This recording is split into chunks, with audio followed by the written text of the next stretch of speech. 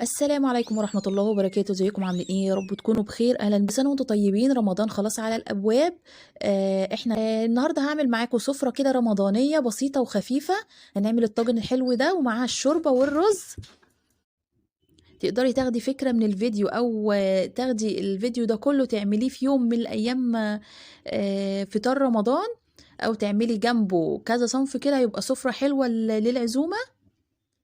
اعملي بقى عجبني للفيديو علشان يتصيف عندك في القائمة بتاعت اعجبني، تقدري ترجعي له ان شاء الله في رمضان، عشان هنعمل وصفات كتير بإذن الله تنفعك في رمضان، وتنفع سفرة رمضانية حلوة جدا وموفرة كمان.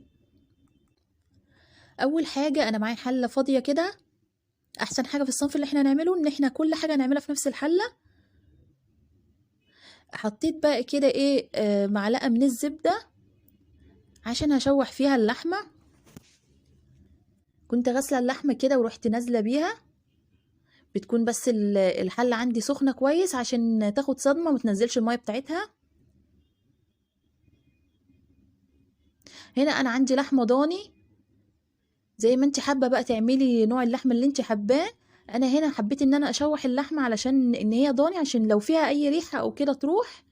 طبعا بتبقى فيها ايه يعني، انا بالنسبة لي يعني بتبقى فيها ريحة كده انا مش ببقى حباها قوي، واولادي ما بيبقاش حابينها. بالخطوة ديت هتقدري ان انت ايه تتخلصي من الريحة اللي بتبقى في اللحمة الضاني. وكمان تدي سوا بنسبة 20%، اللحمة تستوي معاكي بسرعة. حطيت بقى شوية فلفل اسود كده وشوية ومعلقة من بهارات اللحمة، يعني حاجة بسيطة صغيرة كده، معلقة صغيرة. تمام كده.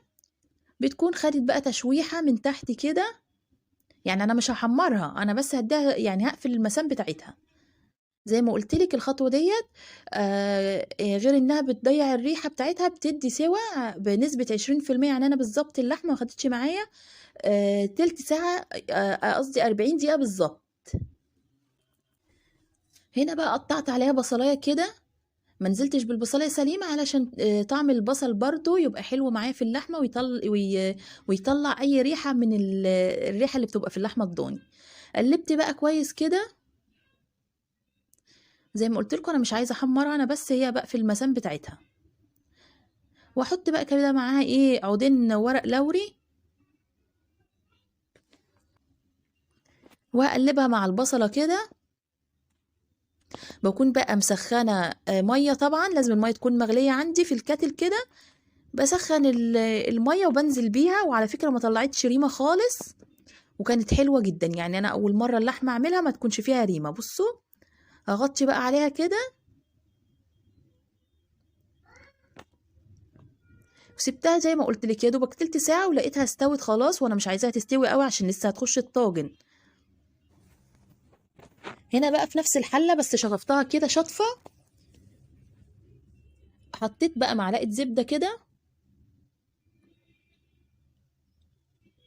وهنزل ببصلاية. بص البصلاية بصلاية كبيرة او بصلتين، عشان يدي طعم حلو برضو للطاجن معانا. هحط بقى معاهم شوية ملح كده، عشان البصلة طبعا ايه ما تطلعش ريحة مش حلوة، وتبقى ريحتها حلوة البصلة معانا. هقلبها بقى لغاية اما تتشوح كده وتصفر زي ما انتوا شايفين. بعد كده احط معلقة من التوم. ديت طريقتي بقى في طاجن ايه البامية. حلوة جدا يا جماعة، بتبقى طعمها تحفة والله، وجربوها ان شاء الله. يعني انا مش بعمل لها طشه ولا حاجه، لا بحط التومه كده مع البصله. بقلب بقى معلقه التوم كده مع البصل لغايه اما تتحمر معاها.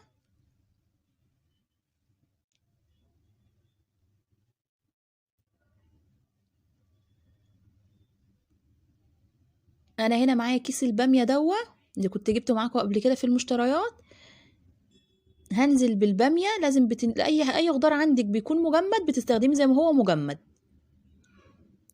تمام كده. هقلب بقى الباميه كده معاها مع البصله. بكون محضرة بقى بعد ما قلبتها كده، خدت تشويحة مع البصل، محضرة نص شفشق كده من الطماطم، او شفشق الا ربع كده من الطماطم الايه المعصورة. هحط بقى هنا الملح كده واقلب، اوعي تنسي الملح عشان خاطر تتسبك معاكي الصلصه حلو. لو نسيتي الملح هتلاقي الصلصه اتسبكت بس مش هتلاقيها كده ايه كلها مندمجه مع بعض كده والتسبيكه حلوه، لا. فالضروري جدا تحطي الملح. وكمان هنحط شويه فلفل،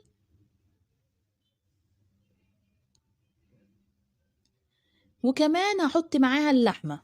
هغطي عليها بقى كده واسيبها تتسبك.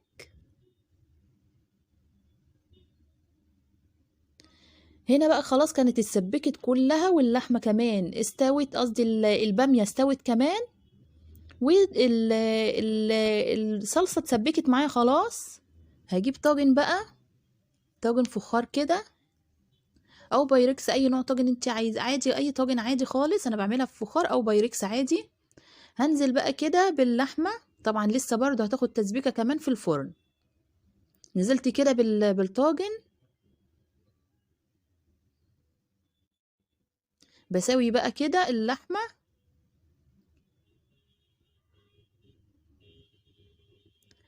بس كده هدخله الفرن بقى، وهعمل معاكم بقى شويه ايه شوربه كده تتقدم جنب الطاجن الحلو ده مع بقى الرز. انا عملت الرز، طبعا انتوا كلكم تقدروا تعملوا الرز، مش محتاج ان انا اعمله معاكم. عملت بقى ايه الشوربه دي بتاعت شوربه الخضار، هعملها بالشعريه. طبعا الاطفال طبعا ما بيحبوش الخضار، لكن في الشوربه ديت لو عملتها زي ما انا عملتها كده ان شاء الله هياكلوها. آه هنا انا حمرت شويه شعريه، ممكن تعملي لسان عصفور اي حاجه. هنا بصوا دوت كيس خضار انا مفرزاه كده، يعني بجيب ايه من كل حاجه ربع ربع، وبعدين بروح اخلطهم كلهم على بعض وبفرزهم في اكياس في التلاجة. بس بستخدمهم بسرعة عشان خاطر ما ايه طعمهم ما يغيرش، يعني فاهمني، ما يغيبوش يعني، ما تسيبهمش كتير. هنا حطيت بقى الخضار وهقلب كويس كده. هديله تشويحة مع ايه مع الشعرية، او لو انت مثلا هتعملي لسان عصفور. هنا الخضار عبارة عن كوسة وجزر وبسلة وفاصوليا، وكمان هضيف لهم بطاطس. حطيت معاهم بقى كده ايه حوالي 3 4 فصوص توم، وقلبت كويس، وبعدين ضفت الشوربة. هحط كمان معاها مكعب من المرق، تقدري تعمليها بمية عادي خالص وتحطي مكعبين بس من مرقة الدجاج، وبتضيفي لها بقى الملح بتاعها وتسيبيها تستوي بقى. بس كده ده الطاجن بعد ما خرجته من الفرن. وشوربة الخضار معانا اللذيذة حلوة جدا، جربيها ان شاء الله تعجبك. ومعانا الرز. في رمضان بقى ان شاء الله ممكن تعملي السفرة دي، هتعملي جنبها بقى سمبوسة جلاش اي حاجة. زي ما قلت لك اعملي اعجابني للفيديو عشان تقدري توصلي له. بصوا الطاجن شكله طبعا تحفة، لسه طالع من الفرن اهو، لسه بصوا بيغلي حلو جدا، وكان ممتاز جدا وعجبهم. يا ريت تعملي بقى اشتراك في القناة عشان ان شاء الله معانا وصفات كتير رمضانية وتجهيزات رمضان هتعجبك بإذن الله. وفعلي الجرس بتاع الإشعارات على الكل عشان يوصلك كل وصفة أو كل فيديو جديد إن شاء الله هنعمله. وشكرا، والسلام عليكم ورحمة الله وبركاته.